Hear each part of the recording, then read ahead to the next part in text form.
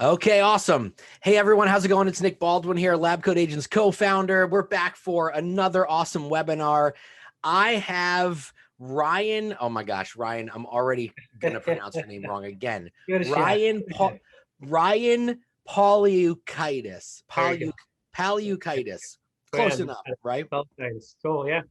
Ryan is one of the lead cash home buyers in the state of New Jersey. You know, I'm from New Jersey, Ryan.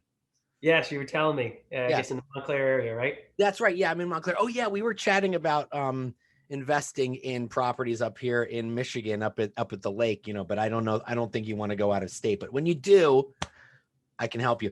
But anyway, Ryan's one of the most trusted, if not the most trusted, cash home buyer in the state of New Jersey.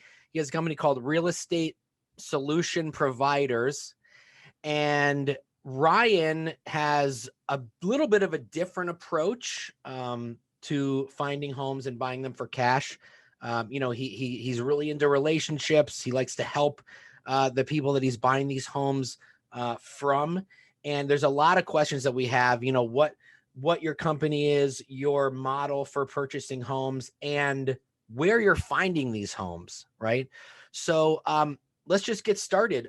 Tell me a little bit about yourself that I haven't mentioned that we should know. Yeah, sounds good. So again, I appreciate you having me on. I'm actually up here in Provincetown, not my usual place. My mother and father-in-law own a place up here, so we just got here last night. My wife is downstairs. She's working remotely as well. The little guy's upstairs. So kind of Nice, rigged up, dude. as I was showing you earlier. I'm on a little Amazon box here to try to. I would have done it outside, but it's a little cold area. But so yeah, I mean, a little bit about myself. I actually have a computer background, and I started working for Net2Phone, which is a company that makes phone calls. Actually, the pioneers of VoIP. So making phone calls over the internet is basically something they started. So I worked for them for about 5 years. Liked what I did. Worked in a variety of departments. I graduated with programming, and then ended up working in quality assurance. And actually, one day, one of my coworkers actually showed me the Rich Dad Poor Dad audiobook. And, that's a common one I hear, especially in the IT field, which it seems a lot of home buyers seem to come from a tech background as well. And fast forward, I ended up, asking pretty much for a severance package to pursue my dreams. So I started off actually when I did it full time when the market crash happened and short sales were starting to be a popular thing. And it was actually a full year before I landed. I'll say my second deal because the house I was living in at the time was my first official deal. About a full year for me to actually land, pursuing it day in and day out, making countless calls, door knocking, you name it. Quickly found out how I wasn't too crazy about dealing with the short sale process and all the paperwork and all that stuff. You could put in a lot of work and nothing could come of it, and made a transition to more of the free and clear properties. You don't have to deal with banks and stuff like that. So I started off doing the wholesaling aspect like many people do, double closes, assignments and whatnot. And then I became an accidental landlord. There was just one property in an area that was out in a neighboring county. And I put it out to my list and no one's buying it. I'm looking, I'm going, gosh, the numbers just they make sense. I'm like, and I guess I just didn't have the buyer's list in that area. And anyway, fast forward, I took a leap of faith, so to speak, and held on to the property, still own it to this day. And, ever since then, I pretty much, I guess it's almost like monopoly in a sense, you'll do 2 or 3 rehabs and, maybe keep one wholesale in between here and there. So I have a small portfolio of rentals, still do the wholesaling and flips. I'm very particular of the fixer-uppers that I pick up nowadays because I don't know about you, but I'm seeing the market and I felt we were overdue for a correction. And while no one has a crystal ball, I mean, the house, the offers that are coming in are waiving inspections, going Yeah. multiple offers. They're waiving, I mean, they're going above asking by multiples of, 20, 30, 40,000. And to me, that says, hey, you know what? When it's this crazy and this, you have to be a little cautious because everyone thinks it's going to go on forever. We know that all markets, that's not Yeah. the case. So Well, let me ask you a question, because before we get into kind of the way you do things, we're seeing a very low inventory. I mean, I read in the Wall Street Journal just a couple weeks ago that there's like maybe a million, maybe a million homes for sale across the country right now. Sure. So like, where are you finding these homes to purchase for cash? What's Yeah. the strategy that you're using? So interestingly enough, I mean, I'm big into direct mail. I've done some online advertising. I've actually recently started that again. I could say as far as like Facebook ads and stuff, I haven't had much luck. I know other people have. Maybe my market, which is Morris County, New Jersey, primarily, it's a bit of a challenging market. For most part, higher end homes and whatnot. So I could say, direct mail is one of the main ones. Other sources is local advertising. Word of mouth is big, and honestly, the probably the bigger source that I'm getting most of these is previous, um, uh, I guess, relationships, if you will, or leads that have come in, warm leads, and we're talking leads that could be from 2014, 2013, where we've had them, in our database. At one point, they responded to one of our marketing channels, raised their hand and said they were interested in selling, and we're literally calling them back, and that's where a good part of our leads are coming from. Other than that, I could say just multiple sources. You'll have a local advertising paper that brings in a little bit of traffic here and there, word of mouth here and there. So it's really just trying to have enough lines in the water, to try to get that consistent deal flow. Yeah. So, with your direct mail, like what type of message are you putting out there? Yeah. So interestingly enough, marketing is something that it's an art, and it's always requires continuing testing and tweaking. What worked 2 years ago, year ago, may not be working as effectively now. But I pretty much do basic postcards. I'll try to alter the message here and there to just kind of test, see what may work, what may not work. But if you've heard of Chris Chico's stuff, who's well known for his postcard, one of which is called a third notice, or urgent notice or whatnot. Seems to be very popular, and that one pulls rather well. But I'll tell you, more so than necessarily the message it says, it's the consistency. So I could go ahead and mail out to a new list the first time, and for people that are just starting out looking for that immediate response, it typically doesn't happen. As you've heard, it's the seventh or eighth touch, Yeah. that when they start responding. So, I mean, my business model is to have them kind of see me everywhere. I mean, when I started off, I would put bandit signs everywhere, and I also put kind of unique messages to have people kind of snap out of the trends, right? Like, we buy houses, that'll always work. It's generic, but like Right. I would put stuff like, I buy houses, dot dot dot. No, really, I buy houses, or hey, you, yes, I buy like really kind of far out stuff. Some bombed, some was great, but my idea was that, okay, they got a mailer from me. Now they're driving, they see my bandit sign. Then maybe they see me just searching the internet, pop up through my website. So the idea that, hey, he's everywhere kind of thing, and that seemed to be pretty decent. So now what I'm trying to do is, alongside with the direct mail, alongside with other channels of advertising, try to revamp like the pay per click, which again, I haven't had major success with it. I get more organic search through my website. Facebook ads, I haven't really had that much greater success, but my idea now is that let's go ahead and try to incorporate that to a remarketing, retargeting. So, maybe they got my direct mail message, didn't take action, but now it'll pop up, and, they'll see it when they're checking their email or when they search on Facebook or whatnot. So that's kind of what we're putting a lot of our focus in. Direct mail will always be a staple. And, I do a lot of videos on this. I try to fish in other ponds, if you will. So, a lot of times someone will come out with a course and they'll say, okay, the absentee owner list is the great list. And that may very well pull pretty decent. I remember I was sourcing the tax delinquents list. This is before it was the hot list to talk about. Yeah. And it was uncommon for me to get 11, 12, 13% response rate. Since then, as you know, word travels and people saturate that list. Yeah. So what I do now, I try to focus on other areas which may be overlooked. And I've created many videos on this, of like actually trying to be like a data ninja and looking into like what's available to you in your county clerk records, what's available to you in the tax records that you get. So for example, they give a ton of data, and it's available at a click of a button. But if you actually look into it and see what field means what, you may be able to tie certain pieces of data together, and boom, now you have a new list that you could target. What I do like, which the buzz phrase of like, I called it multiple levels of motivation. Now they call it list stacking. That's basically saying, okay, this person is maybe they're behind on their taxes, maybe they're absentee, and maybe they're also facing foreclosure. When you have that many levels of motivation, typically they're more inclined to, be open to a potential sale. So let me ask you this, because your most of your businesses, you said in Morris County or Morris Morristown County. areas? No, Morris County. Morristown is in Morris County. That's Yeah, my yeah, no. So I mean, that's not a cheap area, right? So no.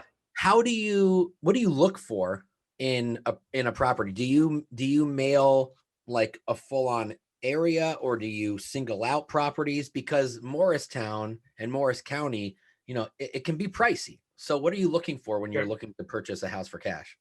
Yeah, so I mean, there's certain criteria that I will restrict it on. I'm not really into the luxury market. To me, that's just not my bag. I feel sure the profits can be pretty good, but you also have a lot more inherent risk. When we were Yeah. starting to see correction in the market and Well, stuff. I mean, it's a much smaller pool of buyers. Sure, sure. And I just feel when a market corrects, they're the ones that kind of get hammered first. Yeah. So what I do is I'll try to take whatever market or whatever town that I'm focusing on. I'll try to find the bread and butter price point, your median price point range, your blue collar workers, et cetera. And, so if I'm going to buy, let's say the house and flip it, I want to be able to put that out to the majority of people. So, I mean, typically, that could range a lot in Morris County. You could have certain pockets in like Jefferson, which houses you're picking up for around 100, 150. And then you could have something like Mendham, Morristown, Harding, where, the median is 600, 700 grand easy. Typically speaking, I'll cap it off on my mailers around 500, 600 grand. I feel like the 6, 7, 8s, you're probably considered a little bit in the luxury market Mhm. again, depending on which area. But that seems, without me dissecting with every single town within Morris County, is a good general price point for me. But that'll change. Someone who says, "Hey, I'm looking at the luxury market," they may start at the 6, 7 and go on up. Yeah. Or if somebody's saying, "Hey, I'm looking for certain rentals." To cash flow, et cetera. Well, they may be looking at, different set of data, or, hey, it has to be a multifamily. I mean, that's one of the things that I've been looking at recently. I like the rentals I have, but it is New Jersey and it is Morris County, and, the taxes are pretty high. Yeah. So it makes sense for me for cash flow purposes to try to look at, multifamilies, or other areas that have lower taxes. For example, one of the rentals I have in New Vernon, very prestigious area. It's probably the shittiest house on the entire town or whatever, but it's taxes are very, very reasonable, and it makes sense. So Yeah. So there's a question in the comments yeah. from Ross. Ross wants to know, do you always purchase the whole house in cash, or do you take out a small mortgage, like depending on the price of the house? Yes. So it typically I don't deal with banks. I'll deal with private money, which it can either be my own money or private money or a combination of both. It really depends on the deal, how many properties I have going on, what resources I have available. But typically speaking, I'd say it's a combination of my own money and private money. Okay. And so So I mean you have that could be, investors that you work with. it could be family members, it could be friends, it could be Oh, some. that's cool. Yeah, it could be literally private money doesn't necessarily mean somebody that's a real estate professional. So, for example, hard money, they're doing it for a business, a living. They're more savvy. They have certain guidelines. They may have to have an appraisal, inspections, all this. A private investor could be, your mother, your cousin, your friend that says, "Look, I have some money sitting in the bank collecting, what is it, a 0.5% these days, if that," and Right. you're giving them an option. To safely put their money somewhere that's backed by a tangible asset in which they can get decent returns. I was paying 10%, 8 to 10%. Sometimes when I had earlier in my career, I was paying up to 15, 16% for hard money. But nowadays, I'd say I actually have access to more money than I'm putting to use. And, part of the reason is I have to treat their money as if it's my own money. I can't be Right. reckless with it. I have to Yeah. make sure that we're doing a deal that makes sense with minimal risk. And so when you do that, when you get people investing with you, friends, family members, um, do they then own, a piece, or how is that So, arranged? right. I mean, you could structure it any which way you want. I could say, typically speaking, the private money investors are just looking for a good return on their money. So they're saying, hey, Ryan, also, I don't want to be a landlord. I don't want to come and inspect the thing and be a GC. I'm not interested in the hands-on. I want a hands-off approach. I just want my money to be safe. I want it Yeah. back in a certain period of time, and it's worked out rather well that way. Um, it's not that I'm not open to it. It's just that's how it's been, Yeah. structured for the most part. They Mhm. like being the bank. So, I've always heard, if you're going to invest in real estate, you should invest for long-term passive income, but only purchase to then flip if you need money right now. Would you agree with that? I think it depends. Because look, being a landlord is not necessarily a passive. I mean, look, if you have a property manager and stuff like that, it could be Yeah. very passive. But being a landlord is not cut out for everyone. Like I said, Right. I became an accidental landlord. I love the idea of preservation of wealth. I like something that's tangible. I like, the history that it's been a source of wealth for God knows how long. Mhm. And but I was on my way up here, as you know, in Provincetown, and I had a clogged drain on one of the houses, and I'm like, it goes along with being, a Yeah. landlord with I mean, I've responsibility. been a property manager for, like, when the market took a dive in like 2000, well, 2007 and 8, but in 2012 there was like this flat line, and I became a property manager, right? And I managed maybe about 20 big homes, like Montclair type homes, like big Sure. $1 million homes. And like, no joke, I would get phone calls about a light bulb that burned out. Yeah, You know what I yeah. mean? Like, it can be very, you know, So, so very it's different. interesting. You'll learn, like, that's one of the funny things. Like, I have some tenants that they'll call on every little thing, and it's like it's a nuisance. Like, oh my God, who wants to deal with this? It almost makes you want to sell the property. And on the flip side to that, I go, you know what?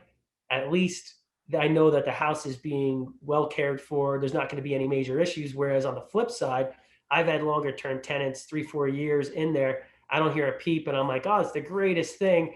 By the time they move out, I go, this is why I didn't hear it. I go, I wish I knew about this. I could have Yeah. fixed this little leaky dropping, and now look what it's caused. Or I would have known about this and been able to been proactive about it.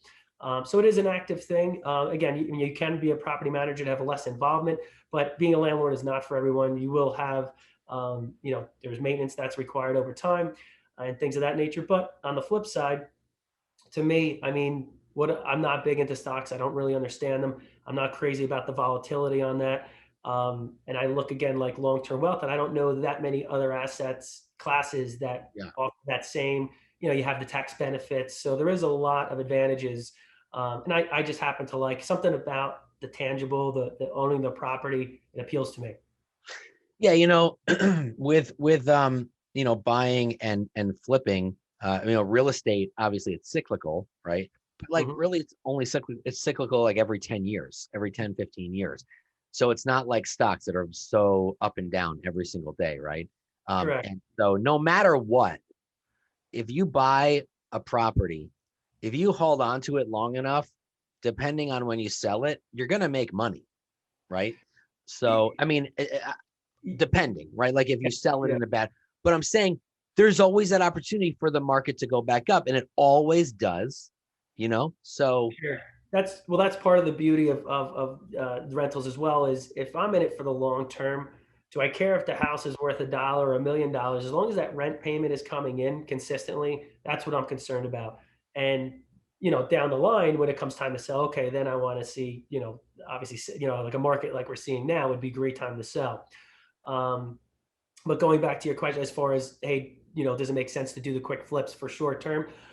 In some regard, I mean, I can tell you that I've looked at some houses. I've had some that I was rehabbing, and I would have loved to keep them. It just didn't make sense for Right. a buy and hold. Again, high taxes in Morris County, so it's on a case by case basis. But I do like the idea, you know, one, two, three flips or whatever it may be, and then the next one you hold on to, kind of like as a monopoly type scenario. So let's talk about the name of this webinar is Buying Houses Impacting Lives. So, you obviously purchased the home for cash, but Hmm. you talk about going the extra mile for the people that you're purchasing these homes for. So, Yeah. can you explain what that means and what you're doing differently?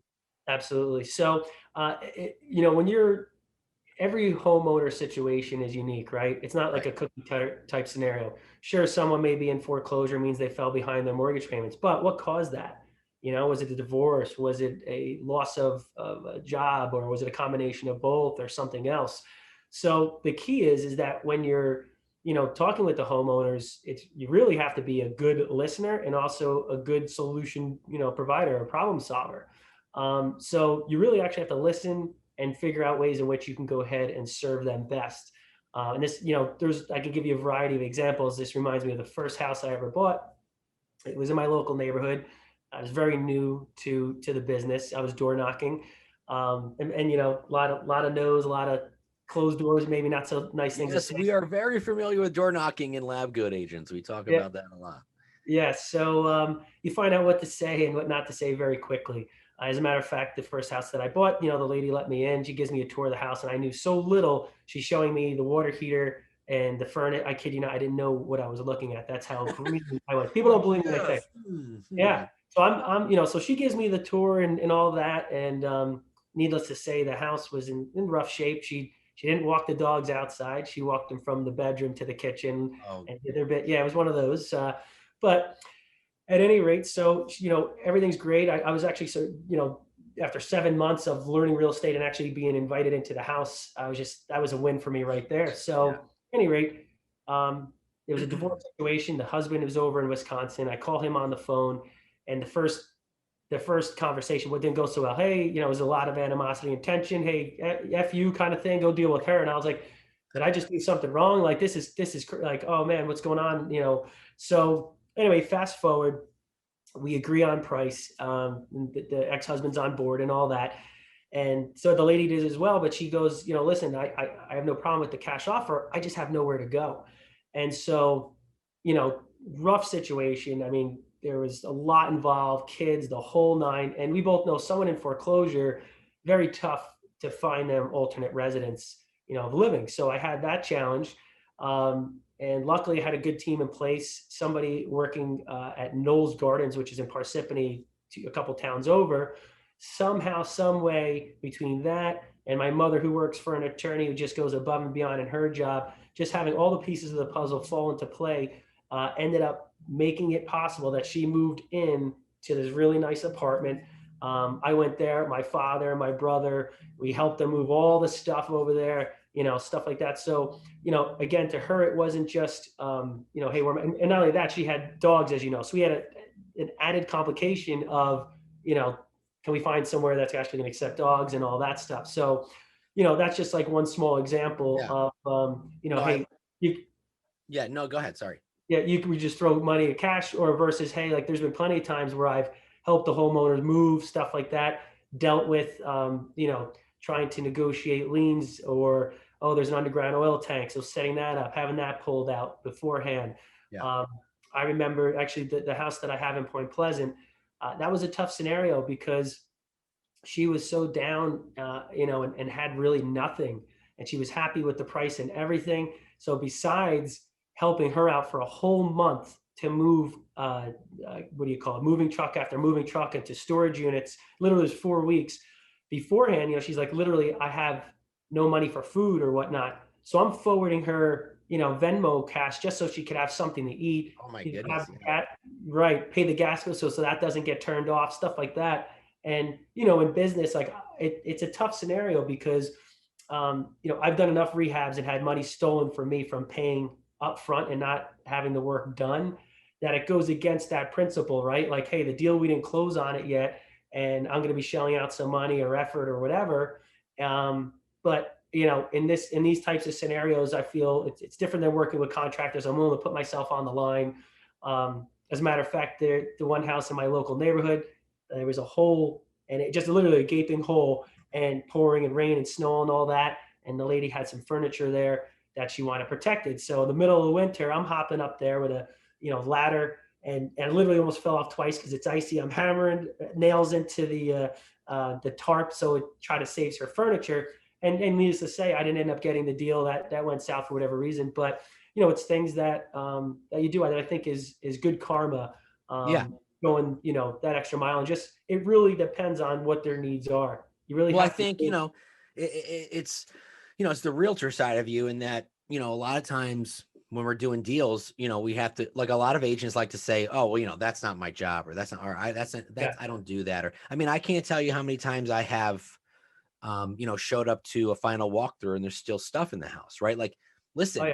if you want to get paid, you got to do it. And if you want, and listen, if you, and if you want to continue to nurture that relationship, you got to do it. Like, no matter what you're doing, if you're an agent representing a buyer, or you're an investor, and you're purchasing a house for cash, it's a relationship business. You know what I'm saying? So, Yeah. there's a human element to a real estate transaction. I always tell people, listen, it might be business to you as the agent, but to them, it's emotional, right? It's an emotional transaction. So you have to put yourself in their shoes. It's very important to do that. Yeah, and that's one of the biggest aspects that I enjoy about this. I previously worked, like I said, in the IT field, and I remember putting in, and listen, I love my coworkers and all that, but I remember putting in a full week, and I was interning, not even hired full time, and maybe you got a pat on the back. Now, I loved what I was doing. I guess I know I didn't feel as much of reward when all of a sudden a homeowner says stuff like, Ryan, just hearing your voice was a godsend. Or if it wasn't for you, my kids would be on the street. I'm like, hey, the transaction went through successfully. And like to hear that is just, I don't know, for me, it's just the greatest feeling ever. And, I keep in touch with some of the homeowners nowadays and stuff. And it's nice. I mean, I had one lady who came in on one of the rentals I got about a year and change ago, and she was so super emotional when she saw how nice that we did the place and all that. And she's a super nice lady. And it's, I don't know, it's just part of that relational aspect. If you're trying to scale, one would argue that, hey, yeah, it's difficult to scale. You can't go on every appointment in person. You can't necessarily deal with every person that direct, but that's one of the aspects that I do enjoy. I like the challenge of figuring out, hey, here's a new type of scenario and problem. And like I said, no two situations are the same. I've done stuff that was considered impossible, and in that regard, it's rewarding. And then you Yeah. have the added, the people are just very, very thankful, and I think that's just it's awesome. It's Yeah, just it's awesome. So, you know, how many homes do you purchase on a given year? I mean, I guess, does it depend? I mean, yeah, 2020 was a weird year, right? So, yeah, it definitely was. I mean, I could say when I first started off, I'd have to look at the metric. I did maybe a dozen or half a dozen, something like that. The following year, I did something like 20 something. And these are like wholesale deals. There may have yeah. been a couple rehabs mixed in. I was more of the private, actually, when my first rehab deals, I was more of the private money lender. And then I got a little more active into it. But I doubled the next year with something like 42. But then once I went into life happens, challenges happen. And then once I went to the landlording aspect, that's probably a whole conversation for another show of how much hell I had to go through for my first rentals and getting those approved in front of planning boards and all that. And then I'd say the past probably 3-ish years, I was in the field, not necessarily what you're supposed to do. You're not shouldn't be swinging a hammer and stuff, but I didn't know enough about the rehabs that I actually wanted to get in there and say, okay, if I'm going to be doing rehabs more extensively, I need to know it more. That way I could go ahead and train. Or, do I know if a double hung window is 150 installed a good thing or 600? I had no clue about anything. I Right. was probably in the field a little longer than I wanted to be, just because once you're in the rhythm and motion and you enjoy certain aspects, but it wasn't time lost per se. Like as they say, experience is something that's invaluable. So that's something I take with me. Now my challenge is actually in some cases overpaying. because my time is better suited elsewhere. So my time, I'm not out in the field swinging the hammer and stuff like that. But the short answer to that long answer is, it really does depend. Right now we are in a very interesting market. Um, to me, my antennas are up saying, okay, it's great. And when I'm on the selling side, that's awesome. I also don't want to be chasing a downward market and trying to get like a really extensive rehab finished and, maybe to break even or something like that. Right. So, I mean, I'm still in buy mode for rentals, but it just has to make sense. And as you know, we make our money when we buy, not when we sell. So I try to keep that in mind and, take everything in consideration. The building costs, and look at 2x4s, they've quadrupled, Yeah. for Oh, I know. It's crazy. yeah, guys that are doing the new constructions and stuff like that. I mean, gotta get it cheaper. You gotta be solid on your numbers. I mean, there's a lot of delays, even with the COVID-19. A lot of the inspection stuff are delayed, so there's a lot of variables to take in consideration. Yeah. But I could say, I mean, now we're doing a good amount of wholesaling, probably 2 to 4 a month. Not, it could vary. Some months better than others. Um, yeah. Yeah. That's awesome. Yeah, it's been nuts. Like I couldn't believe the how much, wood is costing these days. I don't speak contractor, so, you Oh, know, but yeah. it's It's, crazy, crazy, crazy. So, you know, you mentioned that you only are kind of staying in the northern to kind of central New Jersey area. What keeps you from, you know, invest or purchasing a home for cash in another state? Gotcha. So I guess let me clarify. Morris County is my farm area, my backyard. That's my main focus. Okay. I have certain parts of Sussex, which is a neighboring county, Yeah. in which certain pockets, and then Monmouth and Ocean are secondary. I haven't been actively marketing per se, but we Yeah. are, looking at certain channels. Like I'm an ocean goer. I like waterfront properties, bayfront properties, etc. Um, my folks are looking for not even investment. So like our eye is down there. I'm always open to properties in that area. I'm just not marketing as heavily.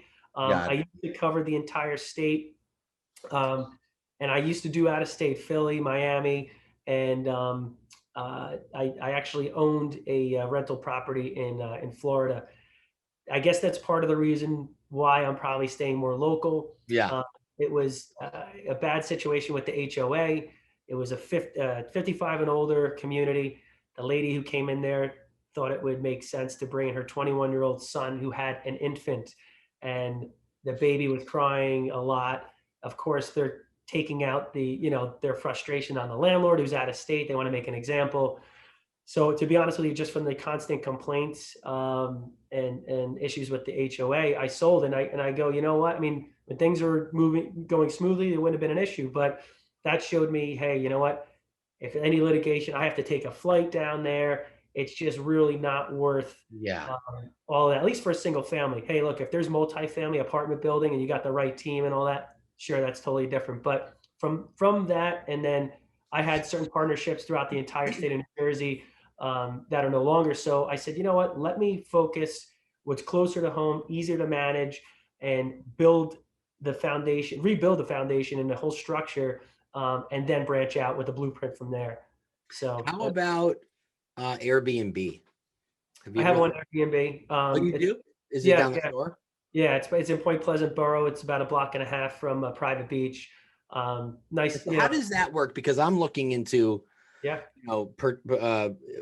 we may invest in a lake house up here, and we'd want to, Airbnb it every other weekend during the Yeah. summer. So like, what do you look for when it comes to Airbnb? That's an interesting question. So I could say that we basically picked this thing up, and it was first going to be a wholesale deal. Then I was contemplating, maybe do I just turn it over, flip it, light rehab. And then I go, you know what? I'm a shore goer, Manasquan, which is right by Yeah, I Point love Pleasant. Manasquan. I'm like, Yeah, so that, I mean, that's like my second home, and I was like, you know what?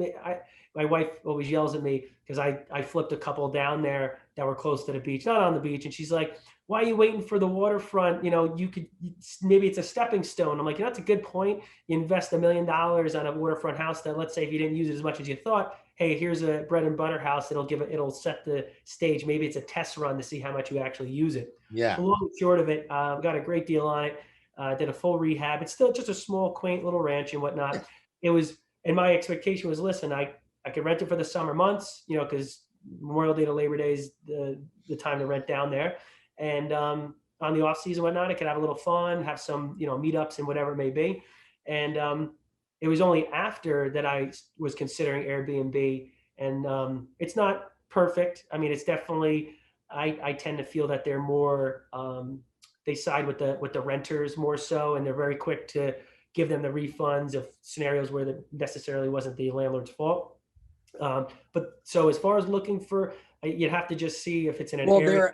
they're a consumer facing, right? I mean, I guess that makes sense, but as a pain in the neck, like you as a landlord aren't really considered the consumer to them. The consumer is the person who's renting it, right? Like that's how I would look at it, right? I mean, I've lost you on that. Oh So no, so I mean, like, you know, you're saying that they tend to side with oh, the right. renter, That's just right? Because that's the person that goes to the site and uses it. So that's for probably an one Airbnb, of the reasons. for an Airbnb, like I'm talking from like on some of the channels, the groups of Facebook that Yeah, they share their stories, and you read them and you're like, well, that person wasn't due a refund or whatever. But that yeah, aside, I mean, they have, to my knowledge, luckily I haven't had to go down this path. If someone caused damage or whatnot, supposedly they're yeah. very good with that. But so what, it actually was a secondary thing. I first was doing it with the intentions of just the weekly rentals that is very common for down the shore, Memorial Day to Labor Day. It was just kind of an after thing to say, maybe this is an added option that we can do. Now, the big challenge is that you are expected to provide more for an Airbnb, whereas just a standard weekly rental. Weekly rental, they're coming with their own linens, they're coming with their own toiletries and all that. Airbnb, as you know, is more of a hotel stay. Right. So with that in mind, when I was rehabbing the house, I said, you know what? Maybe I can go ahead, I'll put in the smart locks and all that. So, you know, they could in theory, someone could register through Airbnb, they'll automatically get the code and all that, and it can be completely hands off if that's the way you set it up, which is nice. Um, so, you know, there's certain trade-offs to Airbnb versus you know, just the weekly rentals. Yeah. Um, Luckily, I have a new cleaning person down there that understands both, which I'm kind of excited to see how she handles that. I also have an agent down there who handles just the weekly rentals. So for all intents and purposes, it's a nice little setup for the summer months. It could command nice money in a nice area. So, I mean, if somebody was prospecting for just Airbnb, obviously they want to make sure that location is key. I mean, I don't have the biggest house Right. there, but it's the close proximity is perfect alternative for somebody that maybe doesn't want the wild madness that's happening by the boardwalks. It's only, you know, a 2 miles drive to there, but if they're a family, they literally can walk a block and a half, have a private beach, lifeguards, bathrooms, and all that. Very convenient, very easy, and there's a ton of stuff, every store you can imagine, food stuff right there. So for in that regard, it works out very, very well. Yeah. So you're saying with Airbnb, it's not so much the house itself, it's more so the location. If it's like a destination like the shore or something like that. Bingo. I mean, granted, you could always have a certain clientele who wants the best of the best in the mansions and all Right. that. But at the end of the day, I mean, I know from experience, I was renting, you know, with in my 20s and 30s with 15 guys, and Yeah. you can imagine what. But it was one block from the beach. We wanted to go ahead and surf and spearfish, and all we wanted was a place where we could rest and not have to drive all the way back home and drive back the next day, just for the convenience. So I tend to think that's kind of similar. The shore is very popular, obviously, in the summer, and people are just looking for something where they can, you know, lay their head and you know, something to be. I mean, Yeah. it is nicely done what I did, but you know, it's a small, quaint house, and you know, it's And they're going to spend most of their time outside anyway. exactly. So that's awesome. Hey, so before we wrap up, what is like, you know, what people watching, they want to get started, you know, what do you suggest? Like, what is one piece of advice to someone who is thinking about getting started in, purchasing a home for cash, or flipping a home, what's something valuable that you could tell them? It's interesting, and this is something that I've picked up probably the past year and a half, and it may sound a little cliche.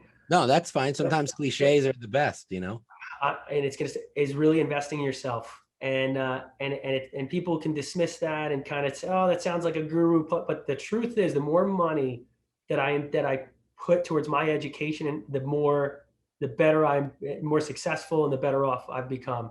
And it kind of comes down to like a value thing. Some people view like, oh my God, that's a $1,500 course.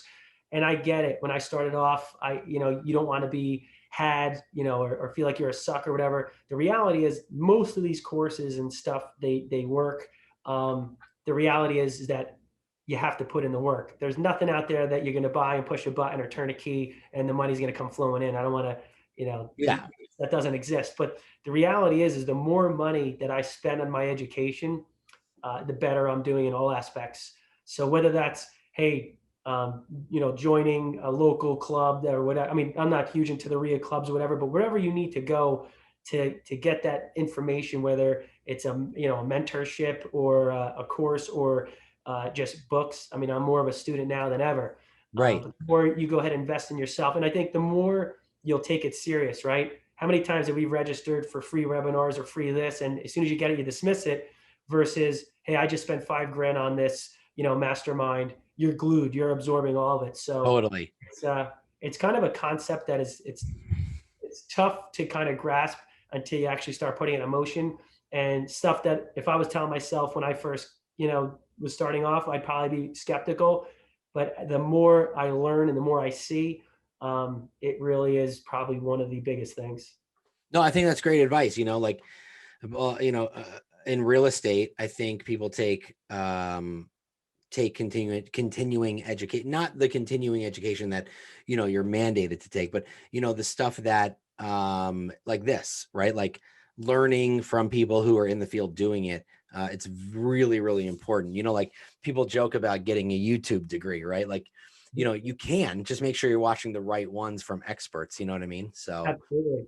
Yeah, that's key. I mean, it's not just about like learning, it's also putting it in motion. Yeah, 100%. Because you can learn too much and then become paralyzed and not do it. Correct. I mean, so that's what I really, I would say, hey, whoever, like if somebody wants to become a rehab or someone wants to become a wholesaler, find somebody in their local area, whatever it may be, that they want to model it after, and find out how they can get training from them or learn whatever it is they can from them. Yeah. Well, Ryan, this has been awesome. Lots of great feedback. People got a lot of value from it. I know I learned a lot, especially, in the Airbnb space, because that's kind of what, up here, we can get a lake house and rent out the house for an entire summer and pay for our entire mortgage for the year and taxes, and then still have leftover. So I'm excited for that. It's a good investment. It looks good. Those photos got me. No, dude. Listen, I lost there was a house I was gonna get for $155. It had lake access. But up here, it sold for. It's had 9 offers for cash. It sold for around 200. So it's dude. It's competitive no matter what. So, but buddy, I appreciate it. If someone wants to reach out to you, if they have some questions, where can they email you? So my email is ryan@ryanpal.com. So it's your buddy, your pal. If my web domain was ryanpaliukaitis.com, no one would find me. Forget it. Yeah. So ryan@ryanpal.com. Awesome, dude. Well, thanks a lot. I appreciate it. And we'll talk soon. Likewise. Awesome, man. You got it.